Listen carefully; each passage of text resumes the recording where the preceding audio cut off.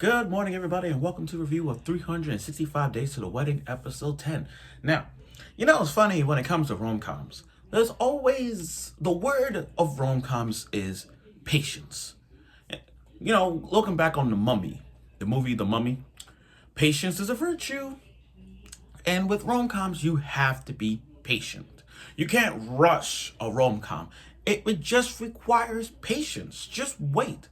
You have to be patient when you watch anime because you want to know if this is going to lead to this or that. You can't just speed run everything. You got to be patient with everything to understand what's going on. Especially in a rom-com. Yeah, a rom-com usually happen one season or two, but still, when it comes to that word patience, you have to be patient. Just like with Rent a Girlfriend. Rent a Girlfriend is the GOAT of rom-coms. You have to be super patient, like I am, with Rent a Girlfriend. Now, there are some rom-coms that kind of rushed and all that. You ask yourself, oh, come on, get to the point already. Get to this or that. Patience. In this episode, we have got the patience, and the answers have been solved. So without further ado, let's get right to the review of 365 Days to the Wedding, episode 10. All right, now, I want to cut to the chase here with this. Rika's determination. She developed last week. She's now able to speak freely. She knows what to do now. After last week with that, let's go on a date. It was set in stone for the date. Now, Takia, never actually been on a date. So this is their first time on an actual date. So they meet up at some watery bridge, and leave it to Rika to be like a tour guide vibe. She planned this ahead. That's what I like about her. She's the Google Map. She's the ultimate Google Map. I mean, like it's rare to see Takia and Rika dress up in like regular outfits, regular clothing. We don't really see that a lot from them, but we did. So seeing those two just work, seeing those two out in the bridge, not having a laugh, just like talking on it. It was just a basic date.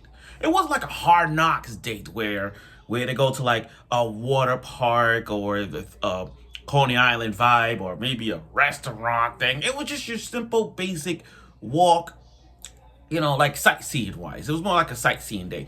Walking around, exploring new things, looking at the river, the mountains. It was a very sight to see. And Takia was thrilled. Takia was happy to see that. Like happy to see Rika in that state of like, oh my gosh, she is so smart. She's like in that zone. Now, I want to get to this.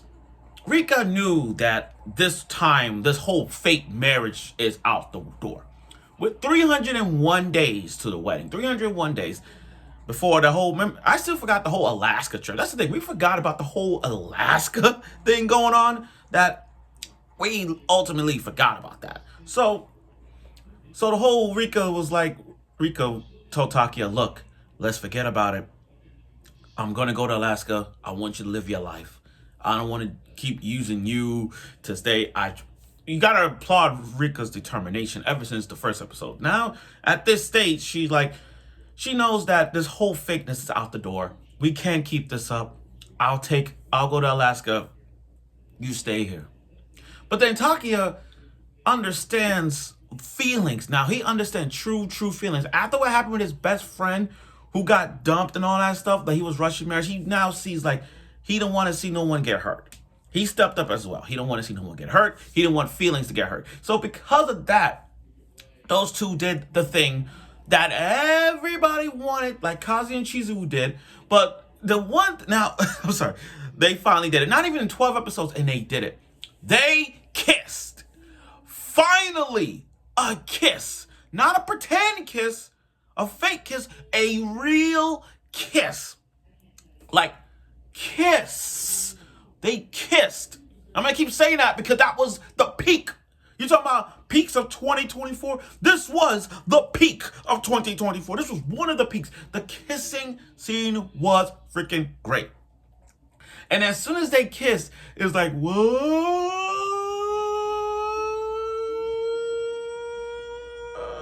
It's like an entire globe just going around in a circle saying, what?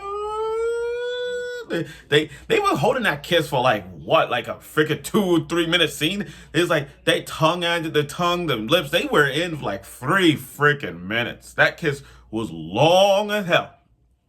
Now, Takiya's case, when he came home, he was like, oh, he was embarrassed. Rika took it to a whole other level.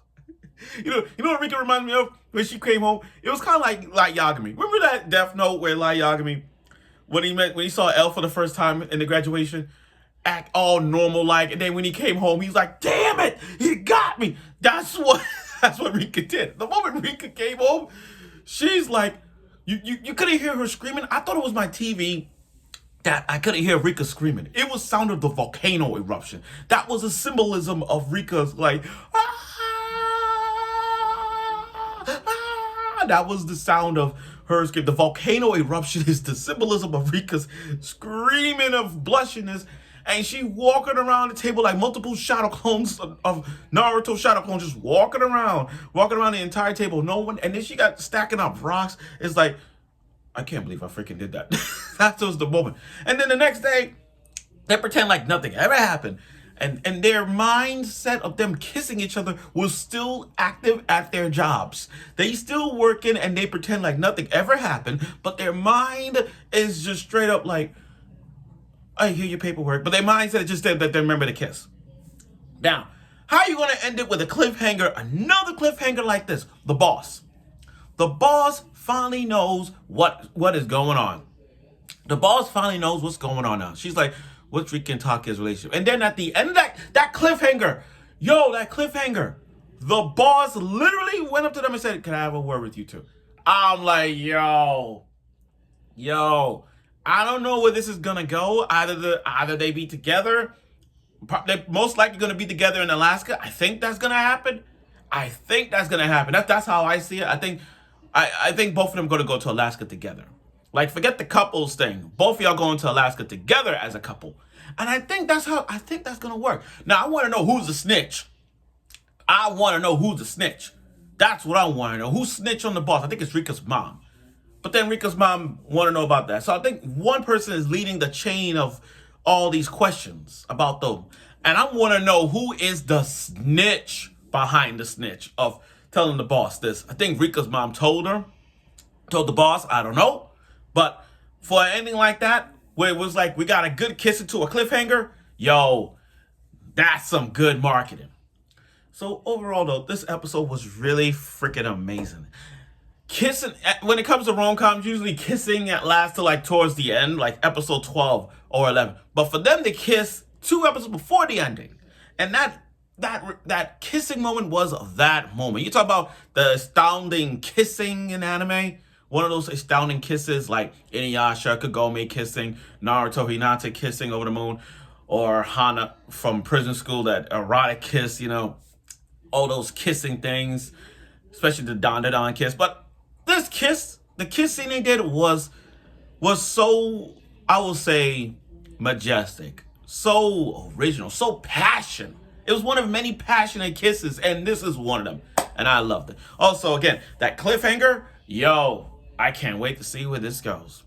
So we'll see where that goes. So I look forward for that next week and see where that direction goes in the kiss after that. But let's see what the boss does for those two. Again, see you next week.